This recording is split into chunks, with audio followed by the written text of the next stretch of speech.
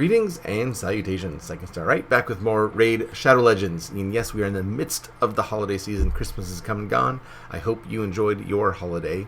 And New Year's is coming upon us. And I for one, cannot wait to put 2020 behind us. Wow, what a year. I don't even know where to begin. So I'm not gonna. We're just gonna skip past it. We're gonna pretend that it didn't happen. Even though I did enjoy making videos for y'all. We're just going to gear up for 2021 and hope that there are better things on the horizon. Starting with a little bit of a new Champion Summit event here in Raid. Now, the portal is active, as you can see, for another 8 hours. And it is some special draws for some of the new winter champions that they have out here. I already have this guy, the Ashak the Wenderin, and I really like him. I have him 6 stars, and he's a good party favor. I do not know anything about these other champions, so we will sally forth with that. I only have like 22 slots, and I have like a weird collection of. I have a lot of void shards. There's that Christmas void shard pack. I don't remember what it was. It was on like 50 or 60 void shards. I don't remember what it was. It was like a tremendous amount for a pretty good deal. So, excuse me. So I bought that, and but I didn't really feel like opening anything. There haven't really been any void shard events that I was super interested in. But I am kind of interested now. I really do like that void legendary that's up right now, even though the odds of getting a void legendary are ridiculously small. But then, think about it, I haven't gotten a Void Legendary since February, right, when I pulled Baron. So, maybe the Mercy system has piled up enough for maybe to kick in for me a little bit. We shall see. Interestingly enough, I did pick the Fusion Champion, Pixneal, on my alt account. I opened a 10-pack of Ancient Shards, and she was in it. So that really saved me some time, some grind time on my other account. And I do not have her on this account. I have all the necessary champions. This one's in my mailbox. But this guy I actually took to 6 stars because I really kind of liked him. No, I don't. The dwarf. And I don't have the ability to get another one. So getting a duplicate copy of him would be nice if I wanted to get Pixneal on this account too, which we shall see. I don't know how I feel. I don't know how I feel about her. She's great, but I don't know. I don't know how. It's up in the air. This is not like she's not Tormund level. Like Tormund is a game changing champion. I don't really see her as game changing, though she is kind of fun. But let's just pull some shards, okay? I don't have a whole lot of space, but we'll just get rid of our ancients, and then we will pull some voids. And I'm gonna pull my ancients one at a time because I only have 10, so I want to get this party started. And we start out with an epic, but it's Atur. He's not new, but he does pair well nicely with his partner Kalia. He does pair nicely with Kalia.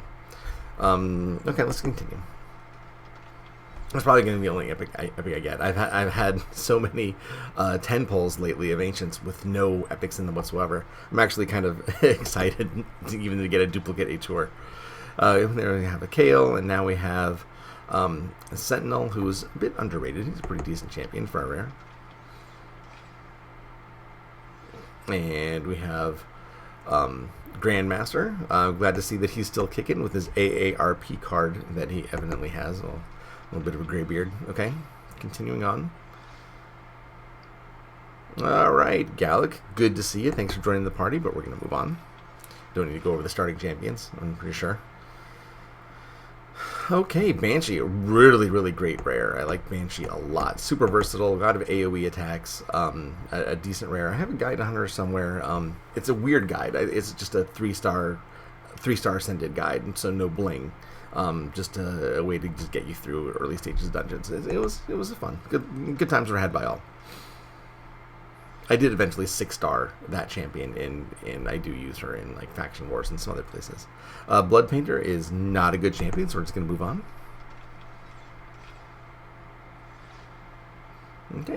Okay, well, this is a new one, Questor. I'm just going to...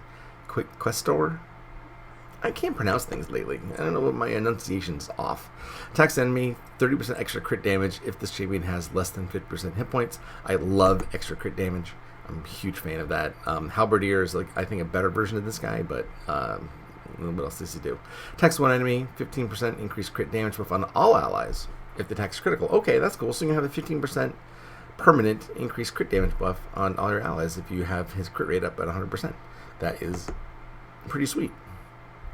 Depletion, attacks an enemy, 7% removing 2 random buffs from the target. Okay, well, that's kind of out of nowhere, but that's all right. What I like is octopus insignia on his armor. That's really sweet. You know, he's tentacles everywhere. Oh, it's kind of a cool design. Oh, I like that. I'm a big octopus fan. It's my favorite animal. Okay, let's go. What else do we have here in our 10-pack of ancient shards? Another sentinel. Okay, well, say hi to your brother in the vault. And last one, we have another rare, and it is Hospitaller. I actually did do a video on Hospitaller and her partner, Harrier, and they actually do work very well together. Harrier can deal a lot of damage with Hospitaller on the team. But he also deals a lot of damage without her on the team, with other, ways of buffing him, so we'll just ignore that, though, for now. Okay. Let's open a couple voids. Let's see if we get, like, maybe I'll open until I get an epic, maybe. Drowned Bloat Wraith. Oh, he's a newer champion, and I don't like the fact that he has this thing growing out of his face. It makes him all asymmetrical. But alright, does he do anything good? Let's look at him real quick. Attacks the enemy. Oh, this is Anchor Hook. Attacks the enemy, 15% chance of placing a stun for a turn. Chance of placing the stun increased by 5% for each debuff on the target. Okay, interesting. Attacks all enemies with his wretched stench. Yeah, I can see that. 85% chance of placing 30% decreased defense debuff for 2 turns. Also has a 25% chance of placing a fear for 1 turn on enemies under decreased defense debuffs. Oh, that's interesting. That's kind of a cool A2. And his Death Feast, they unlock in Ascension 3, heals by 50% of their max hit points every time this champion or an ally kills an enemy. Oh, that's kind of a cool rare. Drowned Bloat Wraith is interesting.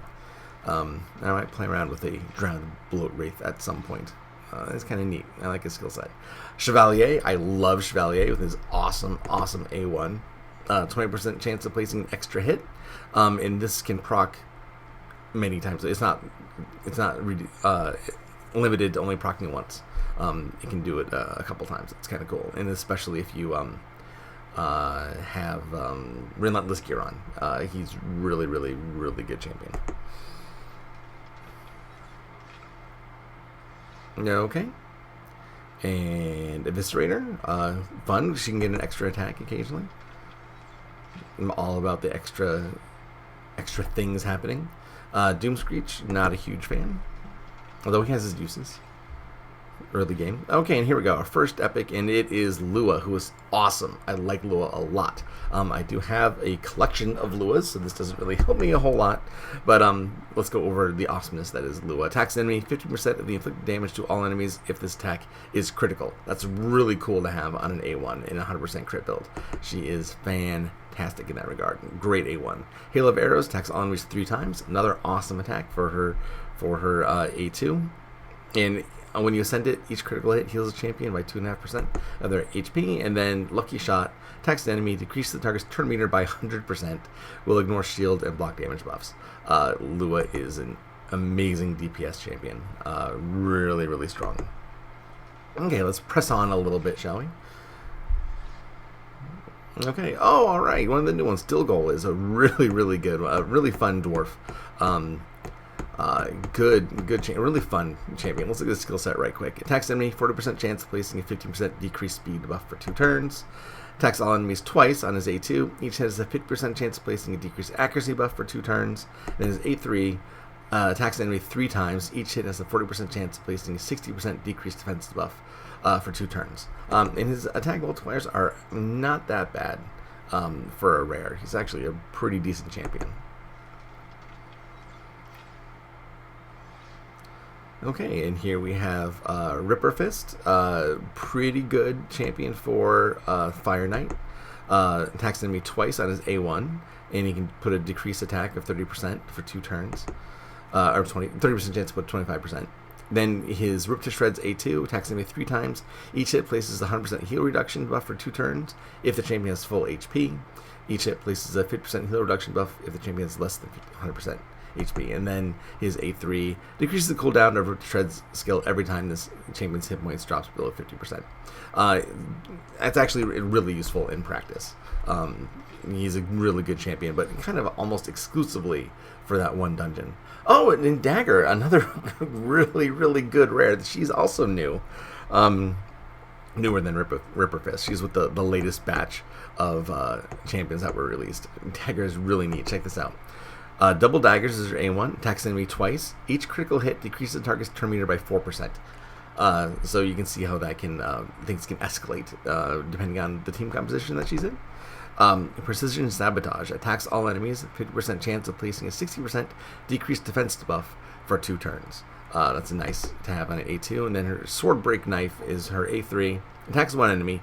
50% chance of placing 25% decreased attack debuff for 2 turns. 50% chance of placing a 50% decreased attack debuff instead if the target is under a decreased defense debuff. Okay, so if they're already under a decreased defense, then you can get a decreased attack, the big version, instead with the A3, which is pretty neat.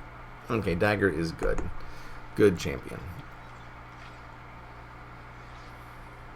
Okay, and Draconis, another newer champion, not the latest batch, but with the batch previous. But he's not one of the ones that we can really focus on. He's not super good. Reliquary Tender, really good high elf resurrector, really good for faction wars. And I think I just want to do one more. Let's see. Uh-oh, did my internet crap out? Is that what's happening? Is that you're gonna do me like this? Internet? Seriously? Is that what's... Okay, no. You've decided to function now. Good. After all that, you'd think it would have given me something a little bit better. Okay, so I don't know... Yeah, I want to do the... I don't know if I want to do my Sacreds or not. I don't really want to do my Sacreds. I have 2 Sacreds. I think I have 2 spots left, if I did my math correctly. Let's look. No, go away. No, I only have 1 spot. Okay, we'll do 1 Sacred. Let's do one.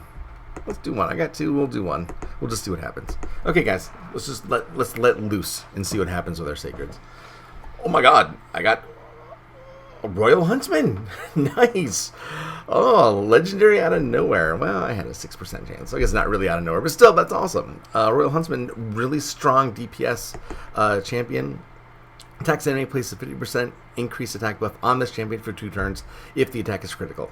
It's actually kind of a weak A1. I mean, it does decent damage. His multipliers are great, but not the best A1. But he does make up for it with his other skills. Attacks all enemies with a slaughter volley. I really like that. 60% decreased defense debuff on the target for 2 turns if the attack is critical. So that's a really good A2. And then on his A3, dead aim attacks one enemy will ignore defense by 50%. And then ascend it ignores your defense. So ignoring defense is an amazing skill, and that really frees up the way that you can do masteries also. So really strong A3. I'm really happy to have got a Royal Huntsman. It makes me a happy camper. All right, we ended on a strong note, guys. Again, we may have noticed that I pulled out those Void Shards and did not get a Madame Ceres because evidently the restraining order is unfortunately still in effect. That's okay. My fallback was Hope, and Hope is doing me just fine. Thank you very much, Madame Ceres. Thanks for nothing. But anyway, that was fun. We will come back with some more videos later on this week, hopefully before the new year. We'll see what my schedule is. There's only 2 people on staff at work right now. Everyone else is on vacation, and I'm one of the people that is not on vacation. So things are quite busy, but we will try to get back in here and see what we can do for you guys. All right, thank you so much. I appreciate your watching. Do that YouTube stuff for the algorithm. Give me a help out. Some thumbs ups, some comments, some subscriptions. That would all be awesome. I would love it. You guys take care, and enjoy your holidays. Have fun. Play some Raid. Play some other games too. And I will see you on the flip side. Take care, guys.